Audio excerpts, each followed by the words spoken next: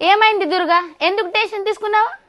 कळलं नाही की अगं सारजे टेन्शन घेऊ नको हे बघ ऐक त्या हळदी कुंकाच्या कार्यक्रमाचं टेन्शन घ्यालीस की घेऊ नको मी आहो की